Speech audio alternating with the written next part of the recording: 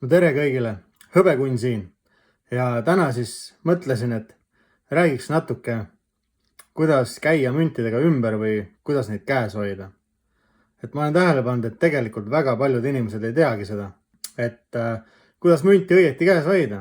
Et mündikoguja suurim hirm on see, et kui ta peaks kunagi oma mündi kellelegi kätte andma teisele inimesele või kui keegi teine inimene nagu peaks leidma näiteks ühe tema müntidest ja siis võtab selle kätte ja läheb küsima temalt midagi. Et üldiselt me näeme väga kohutavat pilti, et kuidas siis ikkagi münte õieti käes hoida, et me neid ära ei rikuks.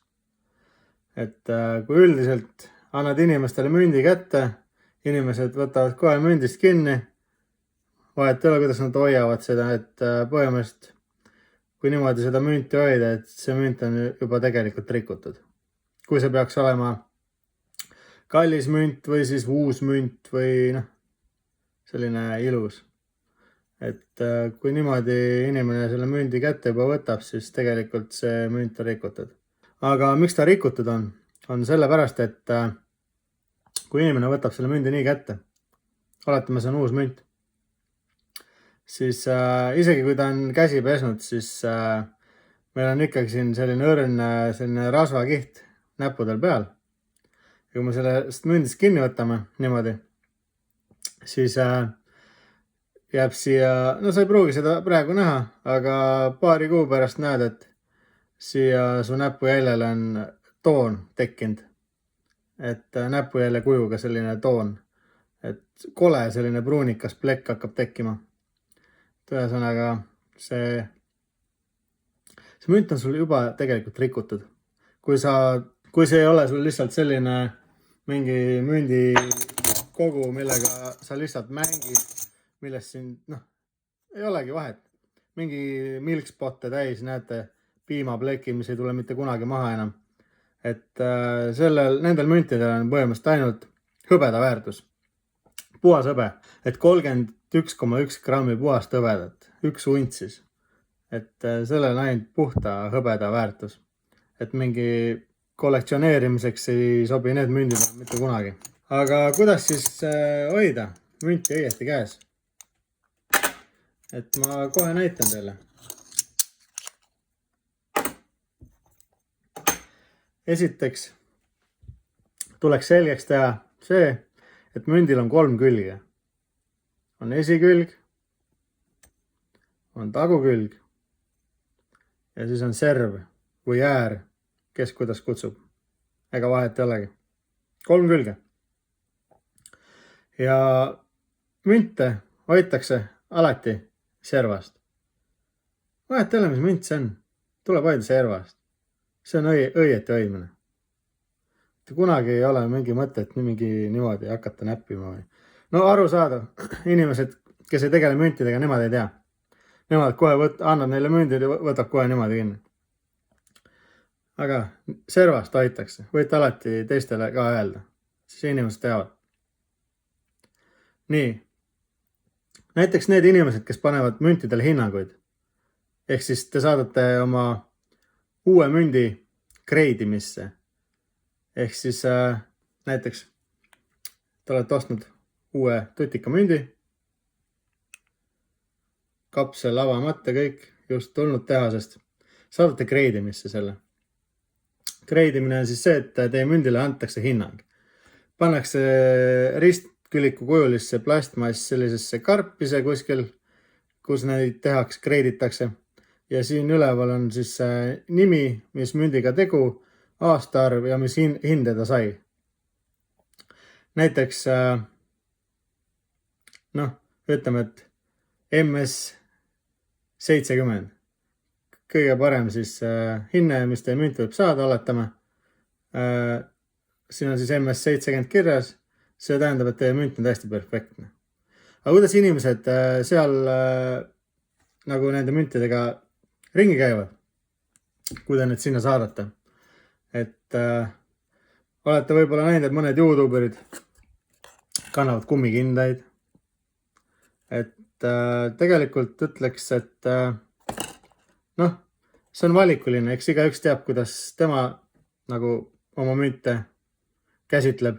Aga kummikinnastega on see, et need on ebamugavad, sa paned need kätte ja samuti tegelikult sealt kindlast väga-väga üsna kiiresti hakkab tekkima selline kondents ja kinnast tegelikult on juba selline niiske, imelik. Et kui te isegi läbi kindaga peaksite võtma kinni, ikkagi münt saab selle pleki, et ei ole mõtet. Ja kui nüüd sellest kreidimisest edasi rääkida, siis kõik need inimesed, kes seal neid münti kreidivad, nemad paljaste kätega katsuvad neid teie münte. Aga kuna nad päevas kreidivad umbes 100 münti ja nad on teinud seda aastaid ja neil on suured kogemused, siis ka nemad hoiavad münte niimoodi ainult servast ja paljaste kätega. Mündimüüjad, näete, paljaste kätega, ega keegi tõmba sul mingi kummikindaid kätte, et sulle mingi münt anda. Et antakse paljaste kätega ja lihtsalt tulebki meelde ette, et servast tuleb kinni hoida. Alati. Nii. Aga räägiks siis näiteks sellistest müntidest, mis on käibel olnud. Käibemündid. No siin on mul 1930 aasta 2 kroonina, mis meil oli kunagi käibel mõned aastad. Kuna see on nagunii ringluses olnud juba, siis sellist münti pole mingit probleem. Mängi palju tahad, katsu palju tahad, et sellest mündist ei saa kunagi mingi muuseumi eksemplari. Et see on juba ringluses olnud ja sellel on lihtsalt siis kas hõbeda väärtus, mündi enda väärtus või noh, võib-olla kui need mingi aeg väheseks siin maailmas jääb, siis tuleb neil ka see haruldane väärtus juurde. Aga kuna need on käibel olnud, siis nendega võite käituda, kuidas tahate. Aga üldiselt, kui te lähete münti ostma, saate mündi alati sellisel kujul, pannakse teil ilusti kapslisse selle eesmärgiga, et hõbe ei tohi kokku puutuda õhuga. Suletakse kapsel õhu kindlalt ja teie hõbe püsib ilusana. Nüüd aga, sellised mündid tihtipeale hakkavad, no erandkord, et isegi kapslis sees, te võib-olla teete kapsli vahepeal lahti, vaatate või midagi, et milkspotid võivad tekkida ükskõik mis hõbedale ja ükskõik kuna, seda ei tea keegi kunagi. Aga kui teil on selline münt ja te jätate selle välja mingi teatud ajaks, siis see lihtsalt hakkab toonima naturaalsel teel. Aga õhukindlates kapslites seda ei tohiks juhtuda, kui te neid kogu aeg lahti ei kisu. Ostate ära, pannakse kapslisse ja jätategi niimoodi. Et nii on. Ja üldiselt, kui te ostate ühe kaupa tutika mündi omale, siis pannakse kapslitesse või on juba kapslites ja säilitab ilusti oma sellise ilu. See on siis selle aasta 2024 aasta kookapurra. Kuningas Charles on taga. Et mul on siin natuke see plastmass juba ära kriibitud, aga selle jaoks see plastmass ongi, et münti ära ei rikuks. Et minule ausalt öeldes isegi meeldivad need kuninga pildiga mündid, et paljudele meeldivad kuningannamad. Et aga ma ei tea. Võib-olla ma lihtsalt liiga palju seda kuningannat näinud, et mõelge 100 aastat või kaua ta, väga pikalt oli kuninganna, et põhimõtteliselt igal 3. mündil oli ta tagana. Aga see kuningavärk on üsna uus, et jah, et ma ei tea, mulle isegi meeldib. Aga rääkida siis sellest, et kui te ei taha neid plastmassi asja, alati on võimalik osta tuubidega ja tuubid on suletud ja see on veel lint peal, et need ei olegi kunagi lahti võetud. tehase poolt on nad suletud ja nii on. Et saab niimoodi koguda. Aga kellele meeldibki niimoodi koguda, et niimoodi lahtiselt, et panete lihtsalt seifi, aga te ei taha, et teie mündid tooniksid ära seal.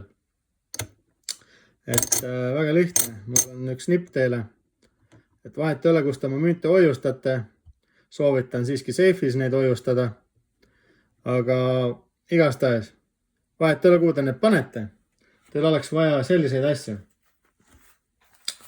Tegu on siis silikon selliste padjakestega, teate küll, jalanõude sees on neid ja sellistes igasugustes kohtades, kuhu te ei taha, et niiskust sisse saaks. Visake omal need võivad olla väiksed, neid saab võib-olla kuskilt osta eraldi. No ei tea, aga küll te leiate, et neid on igalt poolt saada. Et viskate padjad seifi, kellel ei ole seifi, ma ei tea, kus iganes te võite hoiustada, mingi karbis või kuskil sahtlis, et vahet ei ole. Visake mõned sisse ja see hoiab teie mündid ilusana. Teie mündid ei tooni ära seal ja nii on. Kõik niiskus ka, mis tekib, kõik need padjad imavad sisse igastahes. Et igat pidi, kui tahate, et teie hõbe jääks läikima, kasutage neid padjakesi. Ja nii on. Loodan, et saite siit videost natuke targemaks, et teile midagi meeldis ja pange like, kommenteerige ja kui teile meeldib, mis ma teen, siis pange subscribe ja näeme juba järgmises videos. Olge tublid, siin oli Hõbekunn.